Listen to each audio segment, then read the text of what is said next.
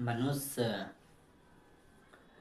ऐसा प्राणी है जो कि अंधा जन्म लेता है।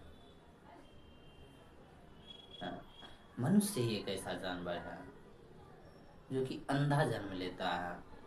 उसका वृत्ति में ही उसका जो शरीर मिलता है शुरुआती दौर में, जन्म के बाद ही शरीर मिलता है, वही कहता है भोग। पहली बात शरीर ही बोलता है भोग। पहला जो लक्षण होता है वो शरीर का ही होता है भोग। और शरीर के गुण से, शरीर का जो केमिकल है उसके अंदर ही वैज्ञानिक बोलते हैं हिंसा घुसा है। प्रत्येक कर्म के लिए, प्रत्येक इमोशन के लिए एक केमिकल है जिसे वैज्ञानिक बहुत सारे नाम देते हैं। जैसे कुछ कहते हैं डोपामिन, ऑक्सोटिन, ऐसे बहुत सारा नाम है। न्यूरो साइंस इस सब में बहुत ज़्यादा डीप में इसमें बात करते हैं कि जो इंसान है वो उसका हिंसा के एक अलग केमिकल है। बहुत सारे ऐसे घटना भी है जिसमें कुछ व्यक्ति का जो ब्रेन का जो पार्ट है वो थोड़ा सा इंक्रीज कर गया, बड़ा हो गया, तो वो हिंसात्मक हो गया, उसने बहुत सारे आदमी को मार डाला। एक 1966 का एक घटना है विटमैन का। वो एक यूनिवर्सिटी में, कॉलेज में घुस के 30 या 33 आदमी को मार डाले थे। और जब उनके मस्तिष्क को देखा गया तो कुछ हैपोकैम्पस ऐसे कुछ नाम है, कुछ नाम था। वो उसका इंक्रीज कर गया, जो ब्रेन का जो पार्ट है उसके कारण वो हिंसात्मक हो गया। विज्ञान ये सब बोलता है, ढंग से संयोजित करके बोलता है, लेकिन उसका केंद्र नहीं बोल पाता है कि केंद्र में कौन बैठा था। वो विटमैन बैठा था, उसका अहंकार स्वार्थ बैठा था, वो हिंसात्मक आदमी बैठा था। हालांकि अगर वैज्ञानिक दृष्टि से देखें तो उसका कोई गलती नहीं है, लेकिन एक चेतना की दृष्टि से देखें, एक चयनकर्ता की दृष्टि से देखें, एक कर्मकर्ता की दृष्टि से देखें, कर्ता भाव को दृष्टि से देखें, तो वहाँ गलत है। वहाँ गलत इसलिए है कि वो विटमैन चयन किया था कि हिंसा क्या है, उसे पता था हिंसा क्या होता है क्या नहीं होता है। वो एक बार इंक्रीज नहीं कर गया वो बात। वो एक इंजीनियर था, वो एक बार उसके मस्तिष्क को नहीं बढ़ गया। वो एक प्रोसेस होगा कि थोड़ा सा हिंसा किए, थोड़ा सा हिंसा किए, थोड़ा सा हिंसा किए, तो इंक्रीज हो रहा है। उसके कारण हमारे जो फिजिकल ब्रेन है उस पर इफेक्ट हुआ, उस पर कुछ प्रभाव छूटा। अ, तब हम देख पाते हैं विटमैन की गलती थी। अगर हम वैज्ञानिक दृष्टि से देखें, शुद्ध वैज्ञानिक की दृष्टि से देखें, तो लगेगा नहीं। हम सब भी वैज्ञानिक का तर्क दे सकते हैं कि हम क्रोध नहीं आया, ये नहीं आया, वो नहीं आया, लेकिन जहाँ कहाँ क्रोध करते हैं हम। किसी प्रधानमंत्री पे जाके तो क्रोध अपना नहीं निकाल देते हैं, अपने से जो छोटा होता है जिसको हम हीन समझते हैं उसी पर तो क्रोध करते हैं, उसी पर तो हम हिंसा करते हैं।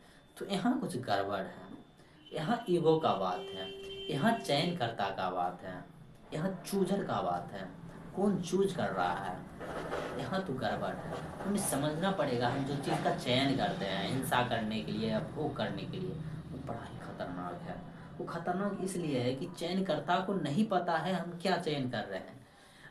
चूंकि चयनकर्ता को नहीं पता है हम क्या कर रहे हैं, इसलिए वो कुछ भी चयन करता है, तो उससे क्या निकलता है हिंसा। क्योंकि चयनकर्ता का केंद्र में हिंसा है, क्योंकि उसे नहीं पता है चयनकर्ता कौन है। तो हमें देखना पड़ेगा कि चयनकर्ता कौन है। हम सबके पास एक चयनकर्ता है, वो हम हैं, वो आप हैं। हम क्या चयन करते हैं अपने जीवन में, क्या हम भोग चाहते हैं, देखना पड़ेगा। अगर हमारे केंद्र में ही भोग है तो हम सब जगह भोग हमें नजर आएगा। हम प्रत्येक चीज को भोगना चाहेंगे। हमें लगेगा कि हम ये नहीं भोग रहे हैं, हालांकि हम भोगते रहते हैं। हम प्रत्येक गली से निकलते हैं तो हम चाहते हैं कोई इज्जत दे दे, वो भी तो एक प्रकार का भोग है। कोई हमें सम्मान दे दे, वो क्या है, वो भी भोग है।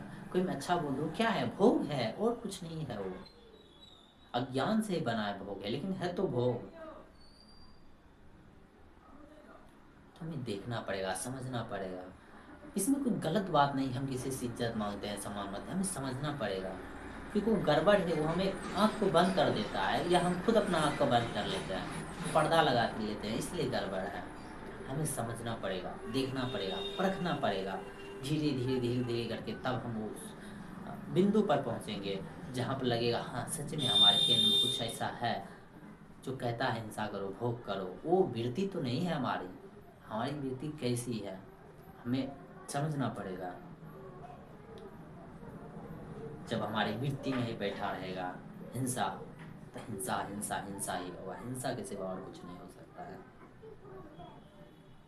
तो इसमें डरने वाली बात नहीं, हमारे वृत्ति में हिंसा क्यों है, समझने वाली बात है, चयन करने वाली बात है, समझ देखने वाली बात है, जानने वाली बात है।